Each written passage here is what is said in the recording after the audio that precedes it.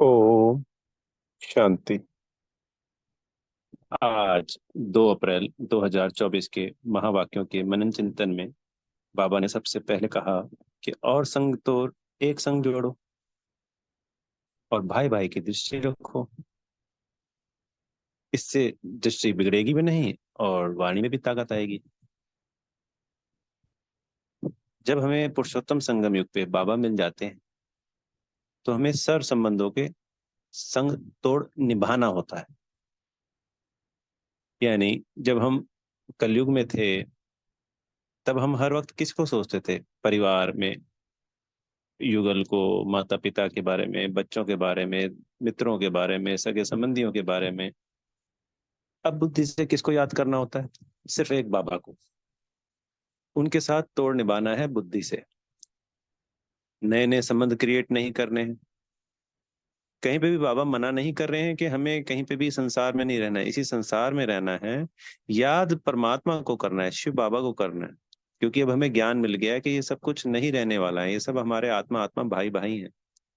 अगर हम आत्मिक स्थिति को, अपनी दृष्टि को पक्का करते हैं तो दृष्टि बिगड़ती नहीं, यानी आंखें क्रिमिनल नहीं होती है, आई क्रिमिनल नहीं होती है। और हमारी वाणी में बल आता है, क्योंकि आत्मा क्या है? सत्य है। जब आत्म स्थिति का हमें अभ्यास होगा बार बार तो सत्यता की शक्ति बढ़ती जाएगी। जो बात हम कहेंगे इस मुख के द्वारा आत्मा, उसका प्रभाव दूसरी आत्माओं पे होने लगेगा। और जब आत्मा आत्मिक स्थिति में स्थित होगी तो बाबा की याद आएगी, उससे शक्तियां आएगी अनेकों अनेक। तो आत्मा के बल का प्रभाव दूसरी आत्माओं पे भी जाएगा, चाहे हम ज्ञान सुना रहे हैं। और यहाँ तक कि हम कोई जो सेवा के कार्य होते हैं वो सेवा भी कर रहे होंगे तो हम एक दूसरे के साथ जब कोई भी बात करेंगे तो जो आत्मिक स्थिति में रहने वाली आत्मा है उसकी बात का प्रभाव दूसरों पे पड़ेगा। हमारे डिसीजन, निर्णय परखने की शक्तियां, जो 8 शक्तियां हैं, वो भी बढ़ती जाएंगी। तो सारे सही होने के कारण जो भी बात कहेंगे उसमें ताकत होगी। तो मुख्य बात है आत्मा का अभ्यास करना, स्वयं को भी आत्मा देखना, दूसरे को भी आत्मा भाई के रूप में ही देखना। संबंध किसी से बिगाड़ने नहीं है, किसी से तोड़ने नहीं, पर नए नए जोड़ने नहीं है। और सब संबंध निभाने हैं। नए नए अकाउंट क्रिएट नहीं करने, ऐसा कुछ भी गलत करके, क्योंकि पहले का कर्जा ही 63 जन्मों का बहुत है। फिर आज बाबा ने वंडरफुल बात बताई कि बाप बच्चों का कर्जदार है या बच्चे बाप के। तो बाबा ने बताया कि बाप बच्चों का कर्जदार है, क्योंकि चाहे भक्ति में और चाहे यहाँ पे जो भी हम ईश्वर निमित्त 1 रुपया देते हैं तो भक्ति में भी बाबा उसका 1 का कई गुना देता थे। और अब भी ये मान लीजिए कि भक्ति में 1 का 100 गुना देते थे तो यहाँ पे 1 का पदम गुना देते हैं, असंख्य, जिसको गिना नहीं जा सकता। इस पुरुषोत्तम संगम युग पे कुछ भी अगर जितना हो सकता है दिल खोल कर हमें करना चाहिए, क्योंकि बाबा परमात्मा डायरेक्ट आया हुआ है। ये एक ही पुरुषोत्तम संगम युग है जहाँ पे हमें डायरेक्ट मौका मिलता है, अगले की जन्मों की रजाई मिलती है। ये नहीं है कि सिर्फ कोई भी धन दान करने से होता है, वो तो करना ही करना है।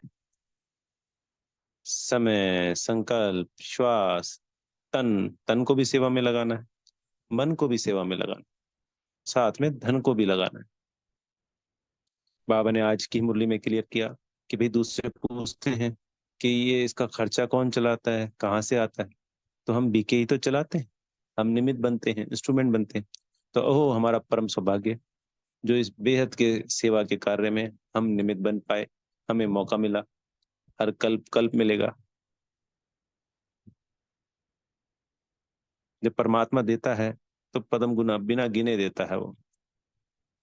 बाबा ने कहा कभी ये मन में भान नहीं लाना कि मैं बाबा को देता हूँ, कभी भी नहीं। क्योंकि हम तो मुट्ठी भर चावल देते हैं, सुदामा मिसर 1-2 मुट्ठी चावल ही तो दिए थे, और भगवान ने क्या दिए? महलों के महल दे दिए। तो हमें भी भगवान क्या देते हैं? महलों के महल देते हैं। हमने क्या दे देंगे? कुछ भी नहीं। ना बाबा उन जो मकान बनाएगा ना मकानों में रहेगा, और जो भी कहीं पे भी वो धन लग रहा है वो कहाँ यूज होना है, हम बच्चों के लिए ही यूज होना है सारा का सारा। बाबा तो सिर्फ देने वाला दाता है, और हमारा बाबा है, चाहे वो वर्षा देता है और चाहे हमारे किए हुए सुकर्मों का, चाहे वो हम तन मन धन से कर रहे हैं, मनसा वाचा कर्मणा कर रहे हैं, वो उसका पदम गुना रिटर्न देने के लिए ही तो आया है।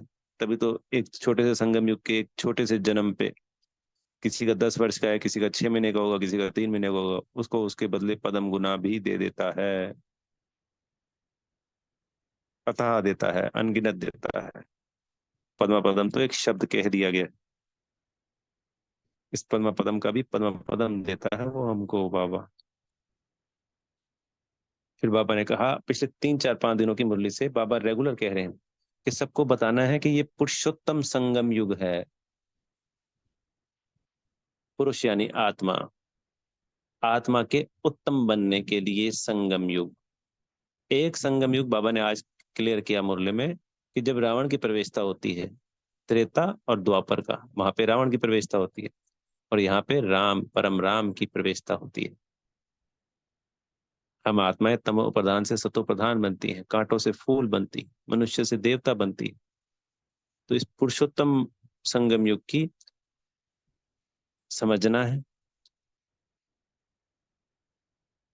बेहद की सभी आत्मा बच्चों को समझाने देनी है कि इस वंडरफुल पुरुषोत्तम संगम युग पे आकर, जिसपे परमात्मा स्वयं बाबा आए हुए हैं, अपना पूरा पूरा वर्षा लीजिए। इसके लिए अपना समय लगा के मनन चिंतन करना है। कितना वंडरफुल संगम युग है, जिसमें स्वयं बाबा हमारी पालना करते हैं, पिता बनकर, टीचर बनकर हमको पढ़ाते हैं, और सदगुरु बनकर गुलगुल बनाकर हमको अपने साथ ले जाते हैं, वरदानों से भर देते हैं। बाबा बात 21 जन्मों की करते हैं, पर पूरा कल्प के लिए ही हमें वर्षा देते हैं। द्वापर कलयुग में भी हम आत्माओं के इस पुरुषोत्तम संगम युग पे किए हुए सुकर्मों के आधार पर भी प्रभाव पड़ता ही पड़ता है। तो अगले 84 जन्मों की कोई भी बच्चा प्रारब्ध बनाना चाहता है तो प्रारब्ध बनती है। ये सही है कि द्वापर और कलयुग के किए हुए उस वक्त के सुकर्म या विकर्म भी हमारे को प्रभावित करते हैं, पर इस वक्त लिए गए वरदान, ज्ञान, गुण, शक्तियां, धारणाएं जो आत्मा में समाहित हो जाती हैं, वो द्वापर और कलयुग में भी हमारे को जीवन जीने की कला सिखाती हैं, सही रास्ता क्या है उसको परख करवाती हैं।